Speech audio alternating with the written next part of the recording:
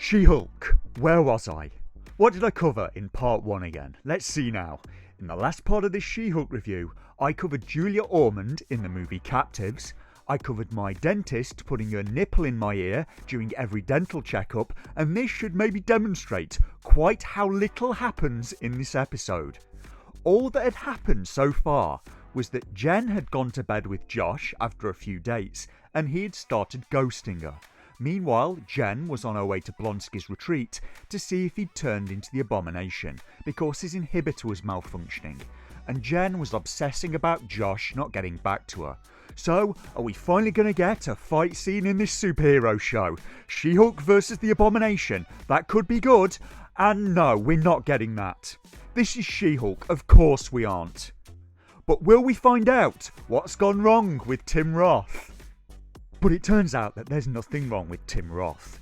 He was just normal and nothing happened. It was just a malfunctioning unit, it seemed. It maybe got electrocuted when he was tending to his poultry. She-Hulk, attorney at law. So parole guy leaves, and as Jen is about to go, two guys with superpowers have a fight. El Aguila and the Man Bull, who happen to be at Tim Roth's retreat, and they total her Toyota. Off camera, she calls for a tow truck, but it won't be there for hours, so she's now stuck here at the retreat. And all of this is massively contrived. It turns out there's no cell phone signal and no Wi-Fi. So is there a landline? Internet? Can she not contact someone to pick her up using whatever method she used to call a tow truck? Has Blonsky not got transport? What happened to his wives? And if you're curious about how any of this makes sense, it doesn't. I'm not going to sugarcoat it for you. This show is rubbish. So Jen walks around trying to get a cell signal and ends up in a group therapy meeting where Tim Roth is trying to help a group of people with superpowers. Man Bull is there with El Aguila, Porcupine and Saracen. They're mostly bad guys from other comics from a very long time ago. And the writing seems off. All of the men seem to have distinct female energy.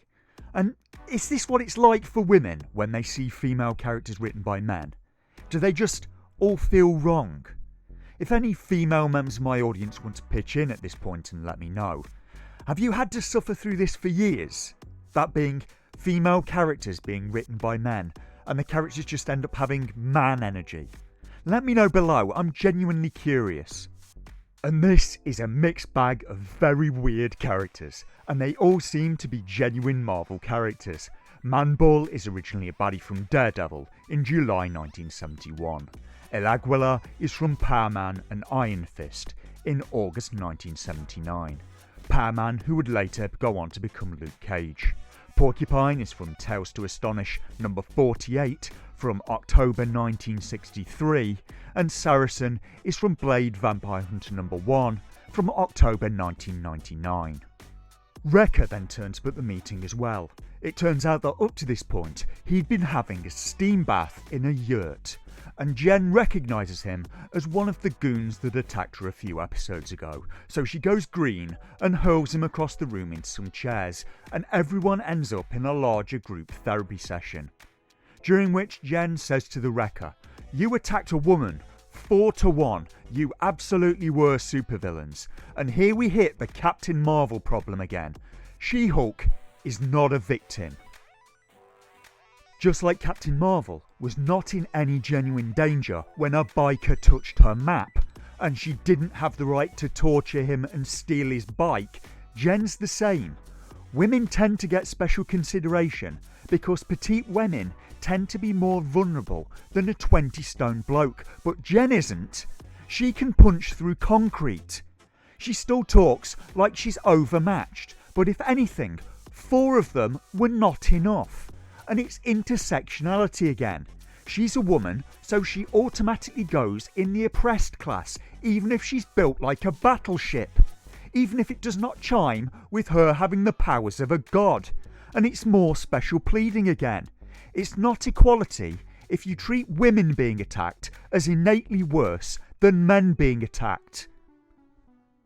Jen tells the group about Josh and what's been going on, and how she just wants to be popular and get more attention, and the whole group analyse her texts to Josh. And it's not my experience that men analyse text like this. We tend to be quite straightforward, and frankly, most men would just not care. And all of this because of Jen's never-ending need for attention. Why are the writers like this? Men as a group don't tend to agonise over the meaning of an emoji. We tend to be quite blunt creatures. So it's probably better for women to be blunt in their communications with men. If Jen, instead of using a winky smiley face emoji, had instead gone with one of these, Josh probably would have called back. I'm just saying. If a guy you're dating doesn't respond to that, he probably is in trouble or dead. Jen talks about how she just wants to be loved and to get attention as Jen, not just as She-Hulk, and the group convince her to relax and turn back into Jen. Porcupine, meanwhile, has been sat there in his costume for this entire time, and buoyed by what Jen has just done, Porcupine wants to join in, and he takes his mask off. Everyone in the room is shocked by the smell from the inside of his suit that he hasn't taken off apparently in months. Porcupine is also now black and extremely camp, which is probably a shock to him, as originally he was a gruff supervillain and he's supposed to be white and also dead, so they've made some very minor changes to the character. Similarly, I'm not sure about Saracen. He's black in this series, but in Blade he was kind of green, so I've absolutely no idea. And after listening to Jen's story, the rest of the group want her to delete Josh's number.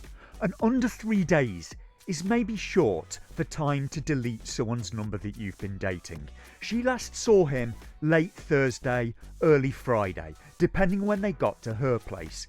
She didn't hear from him on Friday, Saturday, and most of Sunday, so it's less than 72 hours.